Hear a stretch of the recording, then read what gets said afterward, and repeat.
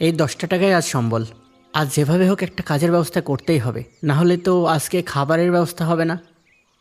বাবা, কিছু দান করো বাবা। ও বাবা, কিছু দান করো।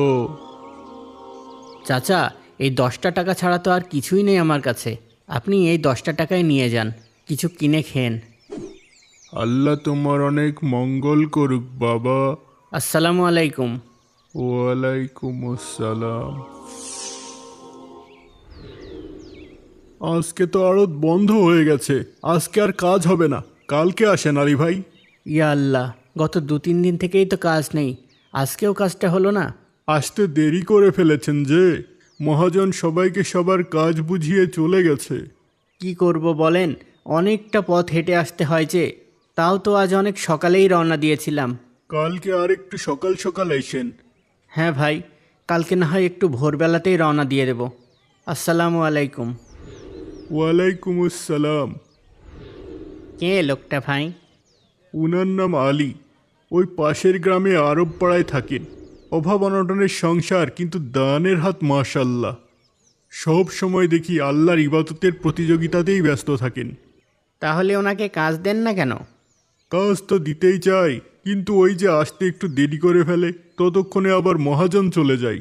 আচ্ছা, আমি কাল মহাজনকে বলে দেব যেন উনার জন্য কাজের ব্যবস্থা রাখে। কিন্তু আজকের দিনটা চলবে কিভাবে? গত 2-3 দিন কাজ নেই, আজকেও কাজটা পেলাম না। এদিকে পকেটে তো একটা টাকাও নেই, তাহলে আজ বাজার করব কিভাবে? হে আল্লাহ, সব কিছুই আপনার ইচ্ছা, আমাকে ধৈর্য ধরার তৌফিক দান করেন। আসসালামু আলাইকুম। আজকে তাড়াতাড়ি বাড়ি চলে আসলেন যে? ওয়ালাইকুম আসসালাম। বাজারে আজ কোনো কাজ পাইনি আয়শা। ইয়াল্লা, তাহলে তো আজকে কোনো বাজারও করতে পারেননি। না, আজকের দিনটা কোনো রকমে চালিয়ে নাও। কিন্তু বাড়িতে তো সামান্য একটু ময়দা ছাড়া আর কিছুই নেই।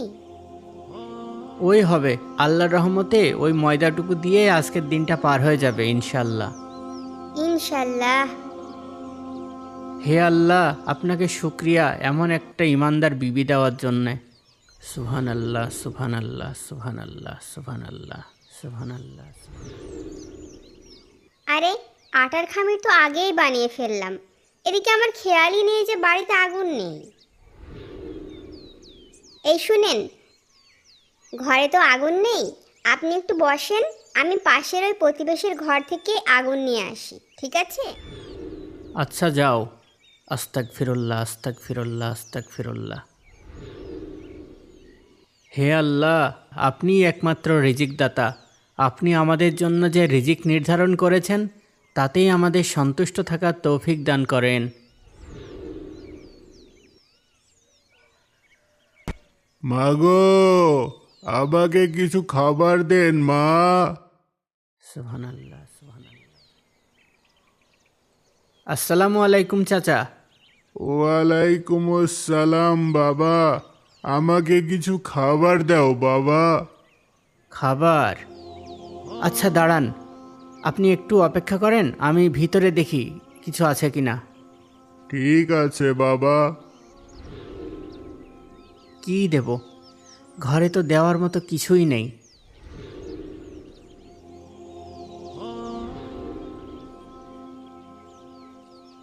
চাচা, এই আটার খামিরটুকু আপনি নেন।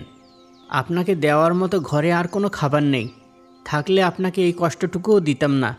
আপনি এই আটার খামিরটা নিয়ে রুটি বানিয়ে খেয়ে নিয়েন, কেমন? আচ্ছা বাবা, আল্লাহ তোমার মঙ্গল করুক। আসসালামু আলাইকুম। ওয়ালাইকুম আসসালাম। হে মহান রব, আমার সমস্ত কাজই আপনার সন্তুষ্টির জন্য। আসসালামু আলাইকুম। ওয়ালাইকুম আসসালাম আয়েশা। বাইরে দাঁড়িয়ে আছেন যে, কোনো সমস্যা হয়নি তো আপনার? না না, কোনো সমস্যা হয়নি। পাশের বাসায়ও আগুন ছিল না, তাই আর এক প্রতিবেশীর ঘর থেকে আগুন আনতে একটু দেরি হয়ে গেল। চলেন ভিতরে চলেন, এক্ষুনি আপনাকে রুটি বানিয়ে দিচ্ছি। আরে, আটার খামিটা দেখছি না তো। এখানেই তো রেখে গিয়েছিলাম, খামিটা আবার কোথায় গেল? এখানে যে খামিটা রেখে গেলাম, খামিটা কোথায়?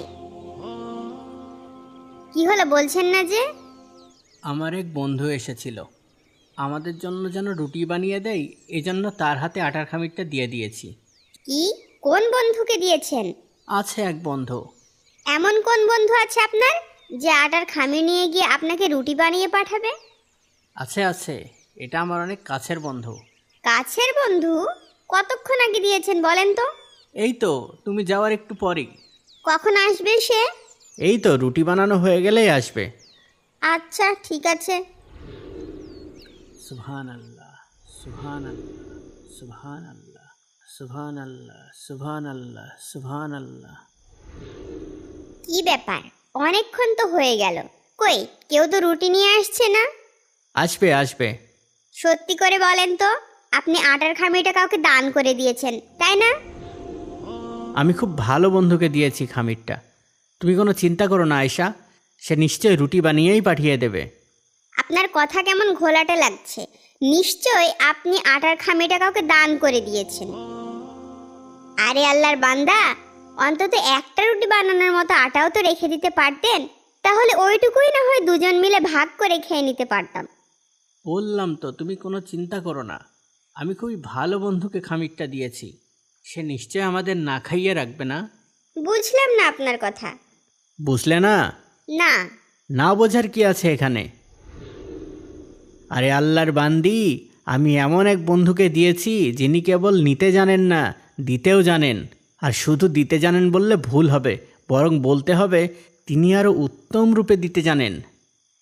এবার তো ব্যাপারটা আরো জটিল করে দিলেন, আমার তো কিছুতেই বুঝে আসছে না। থাক থাক, এখন আর আমার কিছুই বলার দরকার নেই, একটু অপেক্ষা করো, তখন নিজেই সব কিছু পরিষ্কার বুঝতে পারবে। আচ্ছা ঠিক আছে, দেখি আপনার কোন বন্ধু রুটি বানিয়ে পাঠাই। সুবহান আল্লাহ, সুবহান আল্লাহ, সুবহান আল্লাহ, সুবহান আল্লাহ, সুবহান আল্লাহ। আমি দেখছি কে আসলো।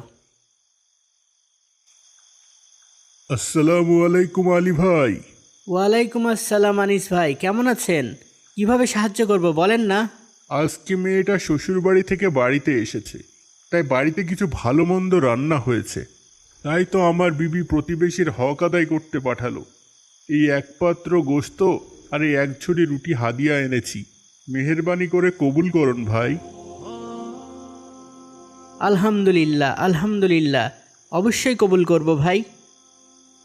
আমি তবে আসি আলী ভাই, অনেক কাজ পড়ে আছে। আসসালামু আলাইকুম। ওয়ালাইকুম আসসালাম। হে আল্লাহ, আমি জানতাম আপনি আমাদের না খাইয়ে রাখবেন না। আয়শা, আয়শা, এই যে দেখো। কি এগুলা? তোমাকে বলেছিলাম না আমার বন্ধু রুটি বানিয়ে পাঠাবেই? হ্যাঁ, সত্যি রুটি পাঠিয়েছে?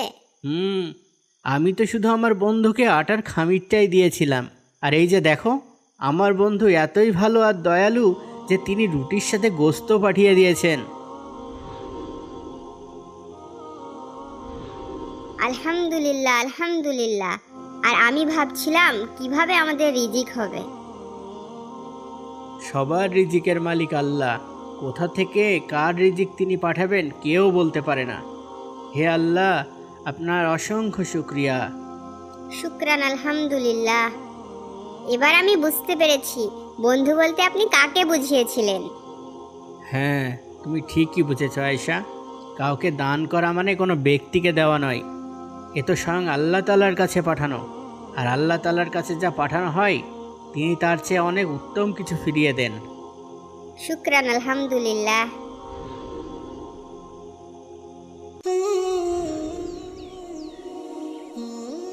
কি আলী ভাইয়ের বউ, আজ কি রান্না করলা? কি আর করবো বোন, ওই রোজ যা করি, ডাল ভাত আর সবজি। এইভাবে ঘাস ফুসার কতদিন? তোমার স্বামীকে কিছু করতে বলো। কি আর বলবো বোন, সে তো চেষ্টা করেই, তার জালে মাছ না উঠলে আর কি করা। আর এদিকে দেখো, একই জায়গায় মাছ ধরেও আমার স্বামীর জালে কত মাছ ধরা পড়ে। ও আজও আমার জন্য নতুন কাপড় কিনে এনেছে। সেটা তো দেখতেই পাচ্ছি। আর এই যে এই গয়নাগুলাও গতকালই এনেছে, খাঁটি সোনার 22 ক্যারেট। তোমারই তো কপাল গো বোন, প্রতিদিন নতুন নতুন কাপড়, দামি দামি গয়না পরো। ভাগ্যিস আমার কপালেও এমন থাকতো। তোমার কপালও এমন হবে। তুমি তোমার স্বামীকে বোঝাও যেন তোমার স্বামীও আমার স্বামীর মতো মূর্তি পূজা করে, তাহলে তুমিও আমার মতো ধনী হয়ে যাবা। কি বলো এইসব? ওরে সকিনা, কেন বুঝিস না? এই সবই দেবতাদের দয়া। একই জায়গায় জাল ফেলে দুজন, একজনের শেষই হয় না আর একজনের নাকি একটাও পায় না। এই কথা শুনে আলীর স্ত্রী মন খারাপ করে চলে আসলো। কই গো গিন্নি, কোথায় গেলে? একটু পানি টানি কি দেবে নাকি? পানি নিজে নিয়ে খেতে পারো না? কি বাদশার কাজ করে আসলো যে জনাবকে গিয়ে পানি দিতে হবে? মনে হয় আমি তার দাসী। কি গো, কি হলো আবার তোমার? মন খারাপ করে বসে আছো কেন? হয় আমাকে তালাক দিয়ে দাও, আর না হলে তুমি তোমার ভাইয়ের মতো মূর্তি উপাসনা করো। হে আল্লাহর বান্দি, তোমার কি আল্লাহকে ভয় হয় না? কিভাবে এমন কুফরি কথা বলো? দয়া করে বেশি কথা বাড়িও না। আমি আর এভাবে ফকিরের মতো জীবন যাপন করতে পারবো না। কি হয়েছে সেটা তো বলবে। তোমার ভাইয়ের বউকে দেখো, কত দামি দামি কাপড় পরে, অলংকার পরে, আর আমার কিছুই নেই। এইভাবে তিলে তিলে মরার জন্য তোমার সাথে আমার বাপ মা বিয়ে দিচ্ছিল। এখন ওকে বুঝিয়ে পারা যাবে না। আচ্ছা ঠিক আছে, তুমি চিন্তা করো না। কাল থেকে আর নদীতে মাছ ধরতে যাব না, বরং কোনো কারখানায় মজুরি করে হলেও তোমার জন্য প্রতিদিন কিছু টাকার ব্যবস্থা করে দেব, যাতে অন্তত তুমি তোমার শখ আহ্লাদ পূরণ করতে পারো। ঠিক আছে? ঠিক আছে, দেখি কি করতে পারো।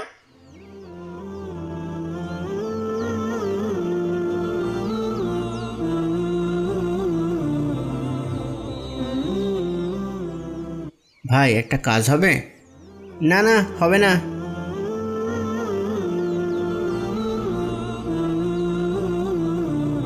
ভাই, একটা কাজ দেবেন? না, নেই।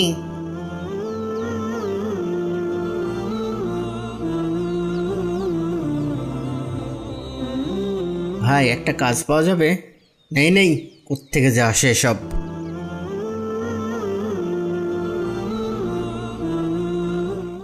সারাদিন এদিক ওদিক তো অনেক ঘুরলাম, কতজনের কাছে গেলাম একটা কাজের জন্য। অন্তত একটা কাজ পেলেও তো বউয়ের কথা শোনা লাগতো না। এখন আমি কী করি? না, হতাশ হয়েও তো পারছি না। আমি বরং এখানে নামাজে দাঁড়াই, মাগরিব পর্যন্ত আল্লাহকে ডাকি। নিশ্চয়ই আল্লাহ আমার কান্নাকাটিতে সাড়া দেবে। তারপর না হয় রাতে বাড়িতে গিয়ে একটু বউকে মিথ্যা কথাই বলবো আজ। আল্লাহু আকবার।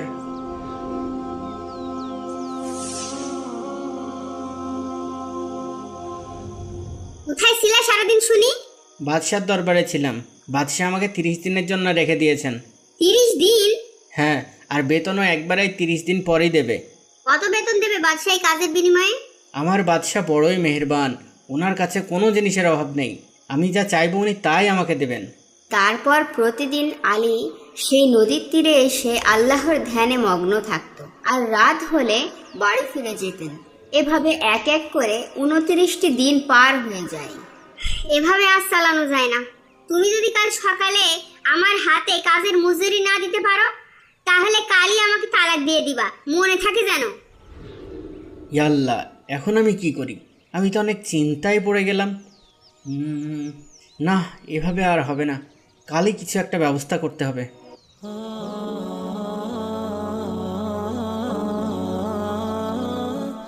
হে আল্লাহ, আমাকে ক্ষমা করো। আজ এই বেধর্মীর কাছেই সাহায্য চেয়ে দেখি কোনো কাজ জোটাতে পারি কিনা। বেড়া মুসলমান, কি চাস সেখানে? আপনার এখানে কাজ করতে চাই, আপনি কি আমাকে কাজে নেবেন? কি কাজ পারিস, হ্যাঁ, যে কাজে নেব? আপনি যে কাজ বলবেন আমি তাই করব। দয়া করে আমাকে একটা কাজের ব্যবস্থা করে দেন। আচ্ছা, যা, তোর কাজের ব্যবস্থা হবে। তবে এখানে কিন্তু কোনো খাওয়া দাওয়া পাবি না, শুধু কাজ করবি। যদি এই শর্তে রাজি থাকিস তবে কাজ পাবি। আমি রাজি, আমি রাজি। যেভাবে হোক আমার একটা কাজ দরকার। দিনে খাওয়ার পরিবর্তে না হয় রোজা রাখবো। আচ্ছা, যা ভিতরে। আর এদিকে একটি অপরিচিত ব্যক্তি তার খোঁজে তার বাড়িতে যায়। কেউ বাড়িতে আছেন? কে? আমি বাদশার কাছ থেকে আসছি। কাকে চান? আলী সাহেব কি বাড়িতে আছেন? না, আমি তার স্ত্রী। কোনো দরকার থাকলে আমাকে বলতে পারেন। আমাকে বাদশাহ পাঠিয়েছেন। এই নিন আপনার স্বামীর মজুরি 29টি স্বর্ণ মুদ্রা। আপনার স্বামী 29 দিন বাদশার কাছে কাজ করেছে, এরপর বাদশার কাজ ছেড়ে দেয়। যদি 30 দিন কাজ করতে পারতো তাহলে অনেক ভালো হতো আপনার স্বামীর, কিন্তু আফসোস সে অন্য এক ইহুদির কাছে গিয়ে কাজ করছে। তারপর এই 29টি স্বর্ণমুদ্রা লোকটি তার স্ত্রীকে দিয়ে চলে গেল। আলীর স্ত্রী তখন সেখান থেকে একটি স্বর্ণমুদ্রা বাজারে নিয়ে গিয়ে বিক্রি করলো, আর তার বিনিময়ে তার স্ত্রী 1000 দিনার পেল। এতে সে অনেক খুশি হলো। আজ তুমি কোথায় ছিলে? একটা ইহুদির কাছে কাজ নিয়েছি। কেন? তুমি বাদশার কাজ ছেড়ে অন্যের কাজ কেন করতে গেছো? কেন, কি হয়েছে? তুমি 29 দিন বাদশার কাজ করেছো, তাই বাদশা তোমার 29 দিনের মজুরি পাঠিয়ে দিয়েছে। কি বলো? হ্যাঁ, আর তুমি যে আজ কাজে যাওনি তার জন্য আফসোসও জানিয়েছে। বলেছে 30 দিন কাজ করলে তোমার জন্য অনেক ভালো হতো। ইয়াল্লাহ, এ আমি কি করলাম? এই কি হলো জ্ঞান হারালে নাকি? কথা বলো। হায় আফসোস, আমি সারা জাহানের বাদশার কাছ থেকে নিজেকে বঞ্চিত করে ফেললাম। ও মাবুদ, আমাকে ক্ষমা করে দাও, আমি অন্যায় করে ফেলেছি।